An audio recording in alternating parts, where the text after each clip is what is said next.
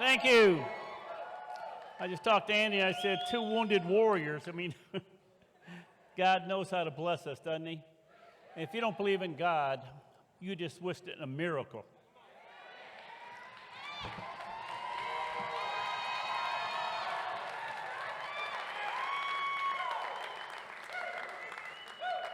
Wow. You see him walking. My God.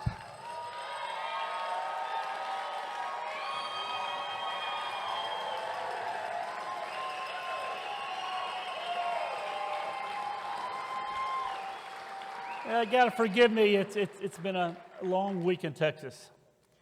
If you know what's going on in Texas, God bless all those families down in Kerrville, Texas, and all that's happened down there. And we get the privilege of coming here and celebrating our lives. And they're having to celebrate a life. And so, the thing about this business that amazes me is I come here and I see all these great people from all walks of life, all backgrounds. None of us come here with a stamp on our forehead saying they're going to make it.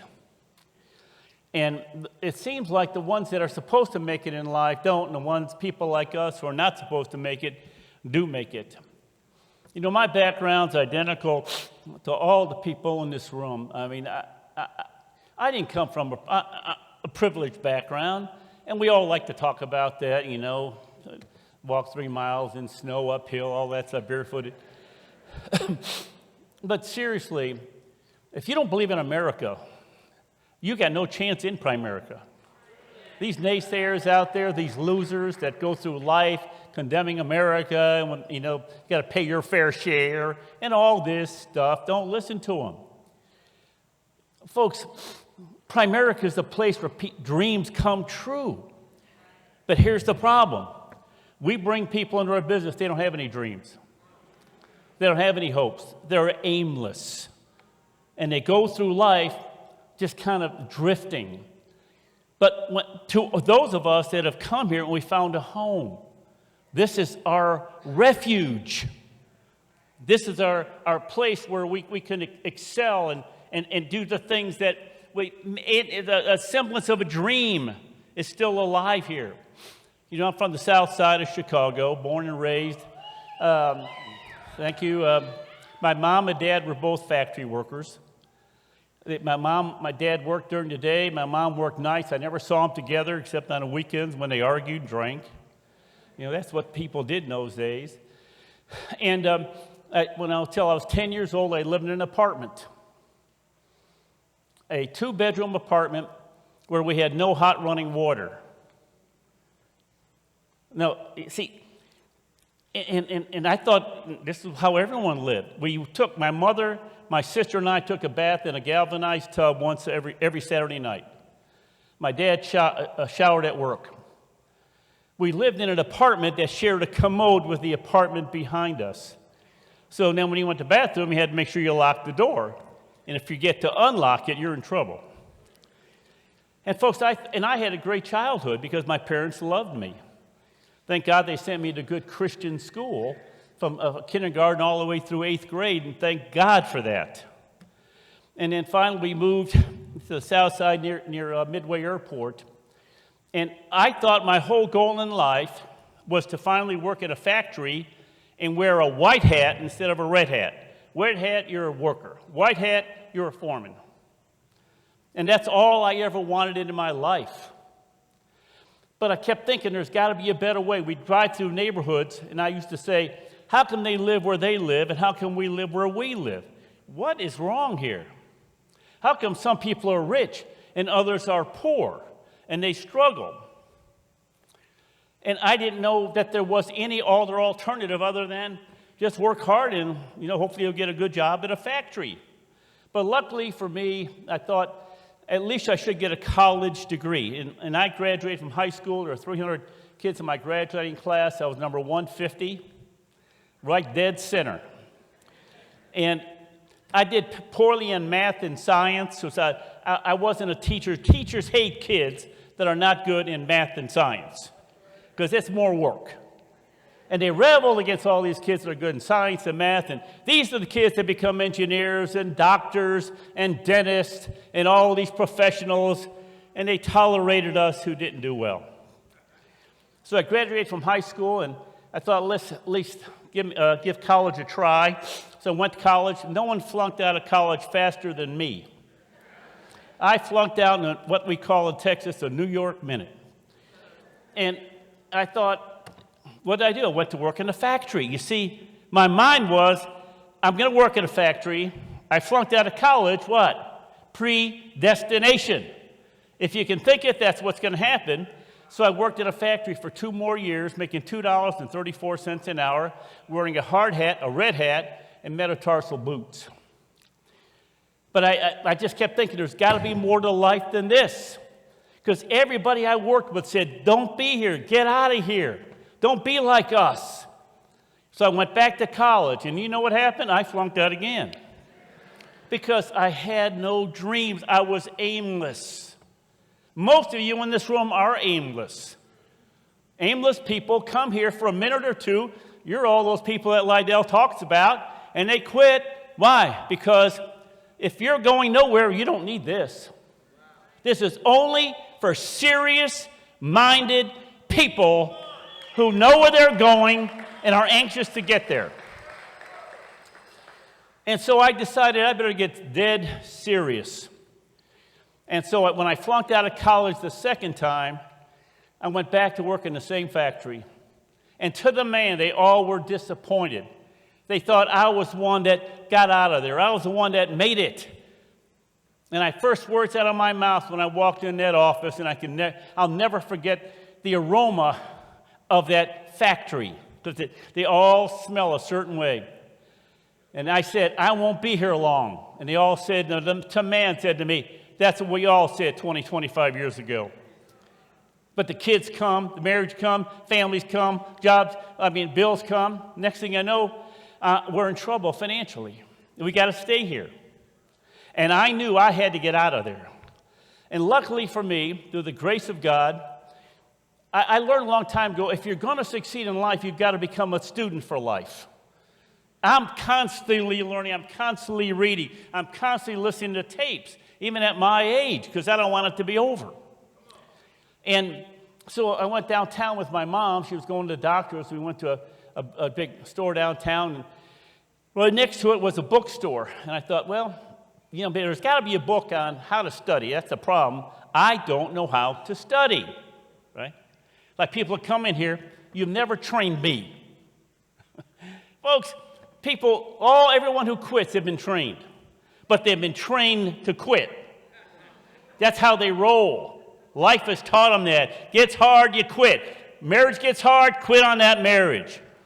Physical fitness, your weight training, quit on that, right? And I opened up the first chapter of the book. You know what it said? You don't have a study problem. You have a goal problem. I was aimless. I didn't know what I wanted. I didn't know where I wanted to go. I just knew I didn't want to be there. Most people wake up one day and say, I can't believe I'm here. What did you want? Well, I didn't want this.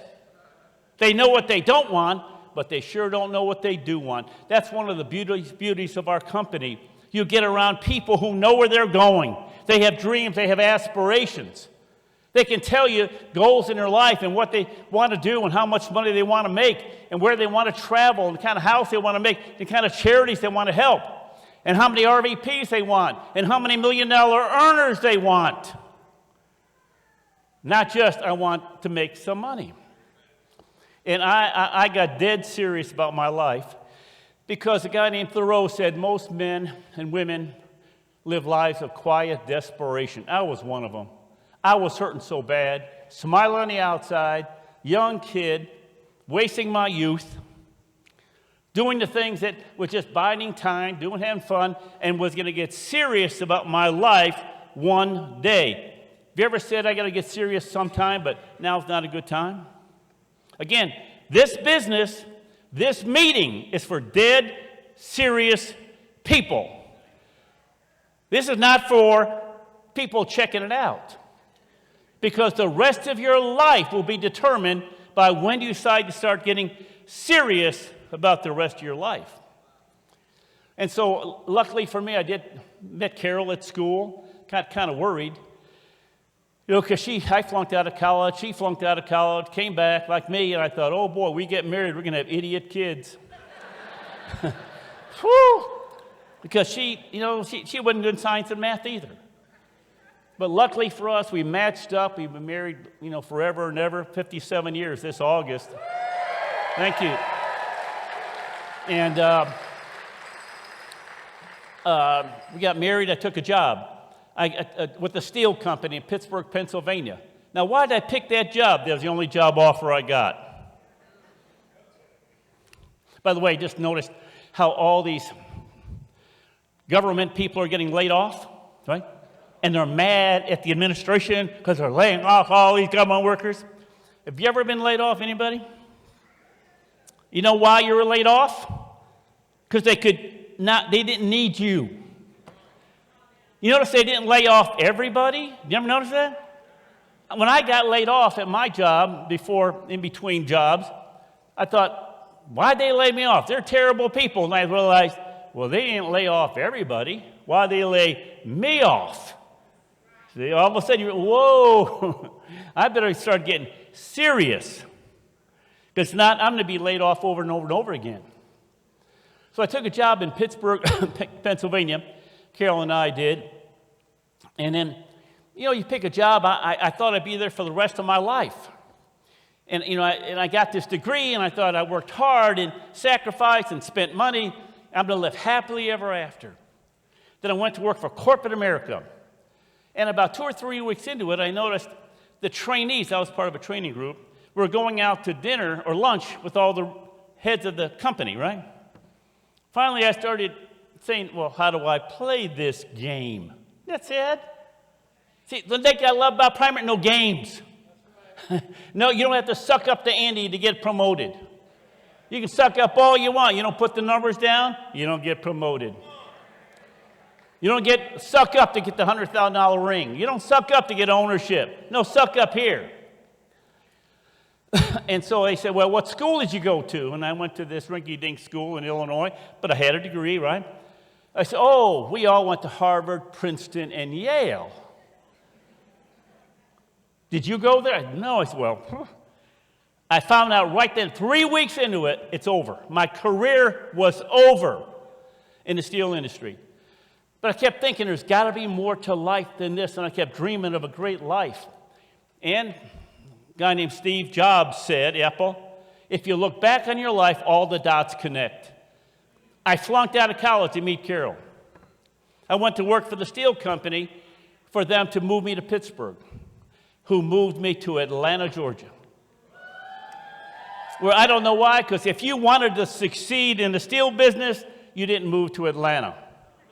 Because that's not the steel bastion of America. The North was. And so I moved to Atlanta, wondering, what am I doing here? And I covered Georgia and South Carolina. I got beat up more than you can possibly imagine in corporate America. That's why I have a mad on about corporate America and how they stick it to people. And finally, I met a woman named Virginia Carter. Now, why did I meet her? God had a plan. I had dreams of a better, I didn't know exactly what they were, but I needed other people to take me there. You can't take yourself any place. Thank you. Thank you, Miss Tony, as always, right?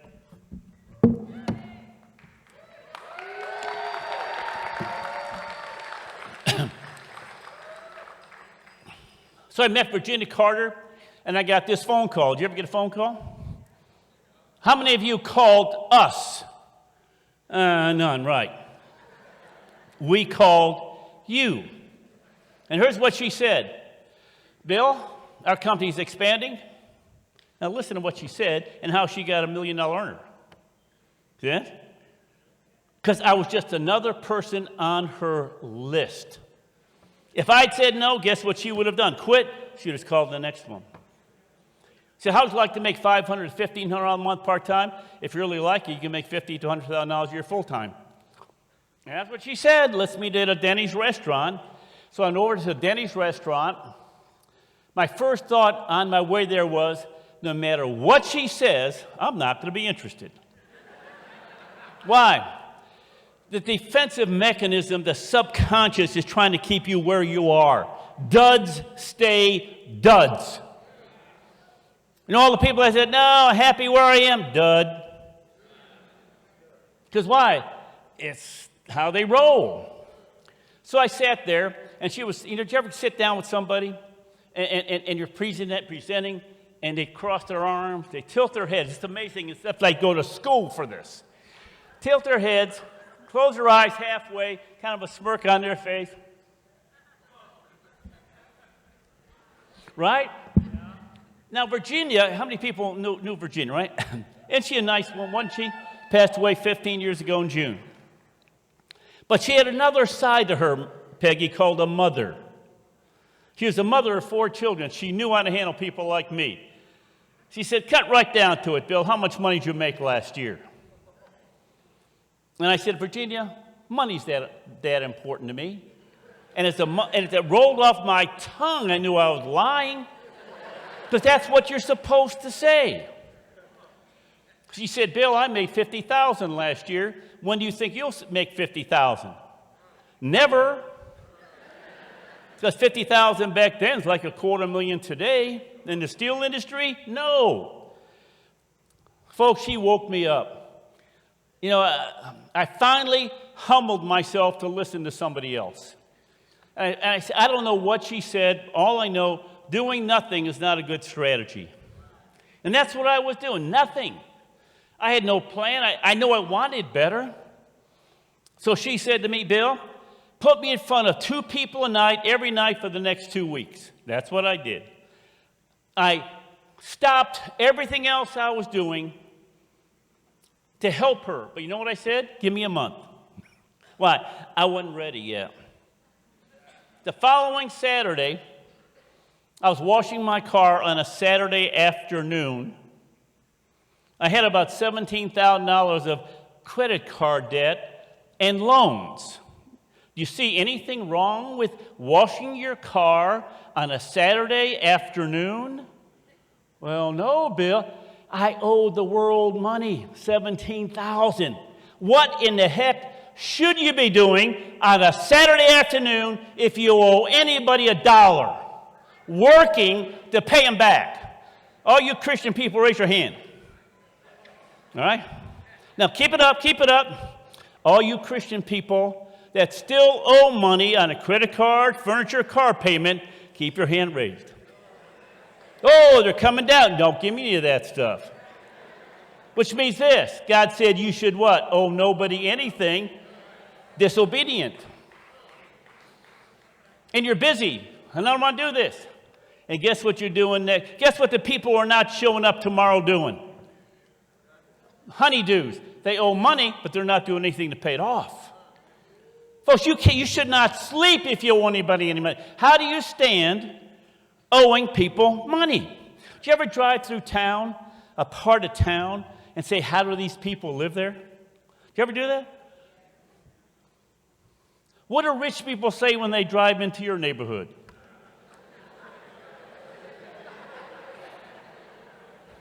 Do you ever meet somebody making $20,000 with a family, $30,000 with a family? Right? Do you ever say, how do they stand to make that? Right? What do rich people say if you're not making $200,000? How do you stand living on $100,000? How do you stand living on $200,000? How do you stand living on $300,000? How do you stand living on $400,000? You see, have you settled, some of you folks? Folks, when I got a phone call from my wife's uncle on that Saturday afternoon, washing my car, he said, I thought you were going to pay me back by now. Owed him $4,000. I was so humiliated. I deserved, you know what he said to me? I understand, Bill, which means what? What's wrong with you? You're healthy. You're an American. Why are you living your life owing other people money? Why are you settling for that? And I went, folks, I don't remember finishing that car. I just remember this. I made another phone call to Virginia Carter. I said, I'm ready to go. If you owe anybody any money, you got to call your manager and say, I can't live like this. And if you don't, that means you're willing to live like that. And you deserve all the sleepless nights you get. All of you, when you lose your job, you deserve it. When you have sleepless nights, when your wife comes crying home to you like Carol did to me, saying, I need more money. I said, there ain't no more money. Well, said, you got to find a way to make more money. Because I can't keep cutting and cutting and cutting. You're waiting for the government to change your life. How pathetic is that? If I vote for this new president, he'll cut cost. He'll slash inflation. Really? Is that your game plan for success? I vote for this guy and he'll cut egg prices and gasoline prices. It's amazing. Folks, we went out in the next 2 weeks, 20 people we saw, 20. Wrote 14 life apps, recruited 3 people. And I paid my wife's uncle back in 4 weeks. You can too. And within 6 months, I had 0 debt. If you still owe anybody 6 months from now, that's on you. You chose to live your life in debt. You chose to live your life behind the financial 8 ball. God is saying, you call me Lord, but why don't you listen to me? I sent you over to Primerica. Had that guy call you. I sent you to get bigger, go home. Yet you go home and don't do anything with it. Because, by the way, how many of you got more than one phone call? I got one phone call. You got one. You're not getting another phone call. Nobody's on. It's going to go out there and save you, rescue you. So I came to this company, went full time, and I treated it dead seriously. My life, the rest of my life was important to me. How my life turned out was important to me. The life I was going to give Carol and my children was important to me. I worked like crazy. I worked 7 days a week. I worked nights. I worked weekends. I worked holidays until I became an RVP. I made $50,000 back then as an RL. Add that up. Why? I wanted the money. We're going to have a nice money talk tomorrow. Some of you are going to be a VIP. And I went RVP. And Art Williams said, come on in here, Bill, I need to talk to you. I had an organization. We're doing about 70 life apps a month, recruiting 28 to 30 people a month in my base shop under Virginia. Back then, he said, Bill, they're about to ready to put us out of business in the state of Georgia. I'm afraid that the insurance commissioner, Johnny Caldwell, is going to put us out of business. He's ranting and raving. I just left his office, and he threatened me. Bill, to keep this thing alive, we're not sure how long we can exist in one state. You're going to have to move. We're about ready to go RVP, but you're going to have to move. Anywhere, I don't care. But you can't stay here in Georgia. You want to go RVP? You have to move. How many of you folks have been told to go RVP, you got to move? Would you still go RVP? But see, I loved it. I ate it, slept it, and loved it. And thank God for my wife, Carol. I went home and said, we got to move. She said, oh, really? Where to? We had a 5-year-old, Patrick. We had a 2-year-old, and Carol was pregnant with our 3rd. And so we chose Dallas, Texas. I had never been there before. I'm from Illinois, didn't want to move back up north. And so we decided to go to Dallas, Texas, and when Aaron, our child, was born, 6 weeks to the day we moved. My dad drove a car, I drove a car. We stayed in a hotel until I found a place to live. Then I got there one day. The next night, I was on the phone calling referrals that I'd been getting for the last 3 to 4 months. I'm a referral maniac. I recruited 10 directs my first month. I made $5,000 the next month. From January to January of my first year as an RVP, I made $180,000 back then. So all those folks making $100,000, $200,000 now feeling pretty good? We didn't have bonuses back then. I just worked my tail off. You've heard my talk, right? To be involved in 10 recruits a month and put your name on 10 apps a month. That's your job. Every month. I did that for 8 years. My second year as an RVP, I made $240. My third year as an RVP, I made $300. My ninth year as an RVP, I became a cash millionaire. Folks, now we have 6,000 licensed people, several hundred offices, and I'm kind of like Andy. He and I about the same size in many, many ways. He's paid about 15,000 death claims. We've paid about 15,000 death claims. The reality is, are you ready to stop being aimless? Are you ready to stop playing this game that you've been playing and to get dead serious? Because, folks, life is I write all these books. We've got another one coming out, Peggy, this month. Warren will be in it. Great chapter on Warren. Where do you read his story? You know what Art Williams said? That changed all our lives? Life was just a flicker. And on your tombstone is going to be dud or stud. The question is, when they click your lights out, what's going to be on your tombstone? Dud or stud? Say, folks, that's why I've become a fanatic goal setter. You heard me say that, I didn't know how to set goals. I read books on it. There's one book you got to read called Success is Not an Accident by Tommy Newberry. I've read it 26 times. I'm afraid to live my life without setting goals and reading my goals in the morning. And before I go to bed at night, just thinking through them, putting them down on sheets of paper so they're never far from my vision. I drive down the road thinking about my goals, talking them out loud to anybody I can. Why? Tell me where you're going, and I'll tell you how your life is going to turn out. And the nice part about being in Primerica, especially at Get Big or Go Home, you get all these great heroes you can follow. They're making money. They have nice houses, drive nice cars. They travel the world. They have notoriety. They're Circle of Champion members. They're $1 million earners. How many do you need, Alvaro, before you say, dang, if they can do it, I can do it? See, people without a vision perish. Can you imagine guys saying, hey, St. Peter, God, yeah, it's God. I need a snappy word for proverb. What can I say that people go, wow, that's good? He said, how about without the vision, people perish? Oh, that's a good one. Put that in there. You Christian people, do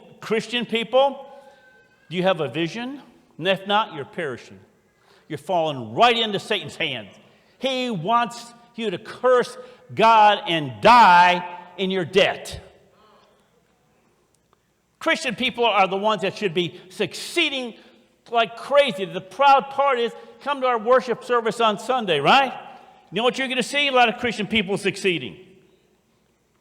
Why? Because all of us agree we can't do it without God. People who don't have dreams and goals are dangerous. Do you ever drive behind somebody who doesn't know where they're going? Do you ever go to McDonald's and a person walks up to McDonald's and goes, well, what can I help? Well, what you got? Okay. I guess I'll have a hamburger. What kind of hamburger? You want fries? Yeah, I'll have some fries. You want medium, large, or medium, small? Do you want a drink? What do you have? Okay, yeah, I'll have a drink. What size drink? Small, medium, or large?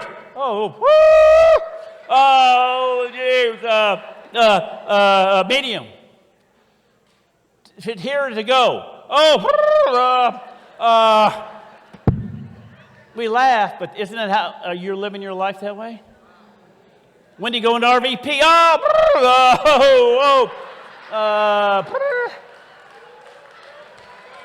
when you go district, when you're getting your securities license, I'm working on it. You want to turn me off? Tell me you're excited. Overused word in primary. How you doing? I'm excited. Peggy, can you stand one more excited person doing nothing? Oh, I've had it with excited people. You got to come in here with a plan. A plan, a goal is not a goal without an executable plan. I just gave you a plan. I hope you wrote it down. It caused me $1 million earner in 9 years. I told you how long I did it. That's even moving. A lot of you folks won't have to move. I told you how to be worth $1 million net worth in 9 years from today. And I gave you the plan of action. A goal is not a goal until it has an executable plan of action that is bulletproof and non-negotiable. You heard me say it, right? Anybody want to go RVP? I love it, right? Because I'm about to tell you what to do, and the next school I'm going to ask you if you did it. Wait till tomorrow morning, some of you folks going to be a VIP, right? Some of you are going to be leaving early. Because we're going to have a line of demarcation to who are serious and who are not right at the end of VIP tomorrow morning. Because why? Do you understand the price Art Williams and the early pioneer, like Andy and like Peggy, had to go through, and me and Carol, just to bring you the opportunity? You see, people think that Art Williams started this company in 1977 to convert whole life insurance to term. That was part of it. You know what he did? He came here to build the world's largest financial services company with people making more money than any other company on the face of the earth. He came here for you to be wealthy. He came here for you to be worth millions and millions and millions of dollars. We were talking to some RVPs the other day. I said, you know why people aren't making $200,000 a year? He said, why? I said, because they don't want to. If you're not making $200,000 a year, you don't want to. Because if you did, you would. But somewhere along the line, you got comfortable, right? You're satisfied. It's kind of like a thermometer. A thermostat is set. Art Williams built this thing for us to be stone wealthy. I'll never forget it. It was in the early 80s. Our company was finally starting to get its head above water. You understand that? Art Williams put his head down on the pillow 11 times, knowing this thing was over. We couldn't find a company who believed in us. We couldn't find a company who could afford us. Folks, Art, when I talk to Art, he says, make sure you tell him what is available. He said, Bill, we scoured this country to find a company who could afford us. And he had to sign a $3 million line of credit with PenCorp Financial, that if this thing didn't make it, he would lose everything he had and have to pay back for years to come. Now, Andreas, think about one thing, right? What is your line of credit at Primerica? What did you have to sign your name on the dotted? How many banks do you have letters of credit with? None. Yet each of you have a $50 million line of credit to build this thing as big as you want to at Primerica. And you never, and you don't have to make payments. And there's never any interest cost. And you don't have to, and they'll never get a call the loan. They're never going to sell off the loan. You can build this thing as big as you want to. Andy talked about 1,000 RVPs. You plan on having 1,000 RVPs. I do. You understand you get 3 RVPs, and they get 9, and they get 27, and they get 81, and they get 243, and they get 729. There's your 1,000. And oh, by the way, you're making about $5 million a year. Navarro, let me ask you a question. You want to be a $1 million earner? Right? How many $1 million earners do you want? Have you thought about that, Matt? You want to be a $1 million earner? You're not going to be a $1 million earner until you decide, I want 10 first-generation $1 million earners. Want to make $500,000? How many $500,000 earners do you want? You see, you can't go out there and just want it yourself. You got to want it for other people. Folks, Art Williams built something so grand. You know what scared the insurance companies? Not that we were in buy term invest the difference, not that we were replacing your life insurance with term insurance. That didn't scare them at all. That had been being done for years prior to Art Williams coming into this business. It's when Art Williams recruited 100 people the first time he recruited 100 people in 1 month. They saw the recruiting numbers. And then it went to 125, and then 150, then to 300, then to 500, then to 1,000 recruits a month, and they went nuts. And everything they could own, they went to war with us because they saw that Art was building an army, not a company. That scared them. You know, I talked to Art many, many times. Interviewed him. You'll wait to see the next book coming out. I just started it. It'll be out next summer about Art Williams. And he said, Bill, I'll never forget it. When I found out, and you heard Rob talk about it, when he found out that his mother could have had $125,000 of insurance instead of 10, he said, something snapped in me, Bill. See, folks, what's snapping in you?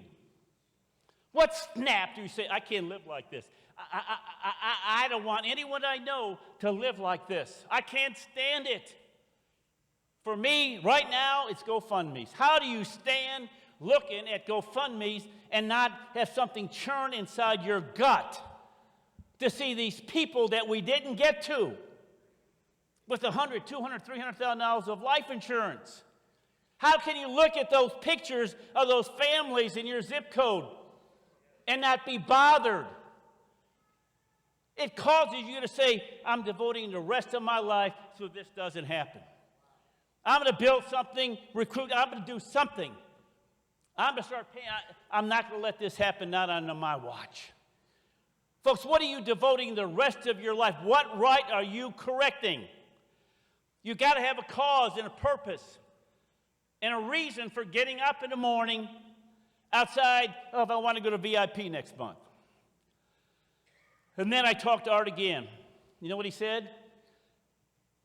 Bill, something snapped in me when I realized that if you recruit 3 people and you take those 3 and turn them into 9 and turn those into 27 and turn those into 81 and 243, now I know how we can build that army.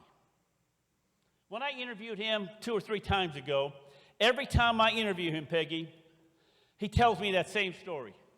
Every time. Because when you snap and you go, wow, now I get it. Most of you don't get it. Like Dale talked about going 100 deep. Most of you never get that either. Because why? You haven't snapped yet. There's no cause and reason why you want 100 to 200 to 300 recruits a month coming in other than to walk on this stage, which is fine. You know what Art said? Bill, I snapped when I saw 3 who gets 3, who gets 3, who gets 3, who gets 3. 10 minutes later, he said, Bill, let me interrupt you. Yep. Bill, I cannot get over this. If you just recruit 3, turn them into 9, turn them into 27. This is Art Williams, 101, 4 months ago, and he's 83 years old. He cannot get over what we have and we don't utilize. Like Jesus said, why do you call me Lord and not do what I tell you to do? Why do you call me coach and not do what I tell you to do? Over and over and over. I talked to somebody the other day, been in business 4 years. He doesn't work right market. 90% of recruits are wrong market. You ever heard that? Anybody here 4 deep? Anybody ever hear 4 deep? Andy ever talked about how he had 3 people he took 100 deep? You see the point I'm making? You're not listening because you don't have a goal big enough. Folks, understand that where you are, we once were. We were there. We were where you are. Andy Young, he sit there like everybody else, brokered in a joke, right? Making no money. I sat there. You heard me tell my story. But see, where we are, one day you'll be. If you do what we tell you to do. See, we want you to feel like we feel, financially independent. I don't know anybody, anything, nothing. I don't know nothing. I don't have a house payment. I don't have a car payment. I don't have a land payment. I don't have any of that stuff. My wife doesn't have to work to support the family. And I'm not hoping to have a new president to cut the cost of eggs and the price of gasoline just to help me out here. Working man, right? Working man. If you're a working man, you need to be in Primerica because you're not going to be working out because it doesn't work. That's why you're a working man. Folks, I want you to feel like we felt when we paid off our houses.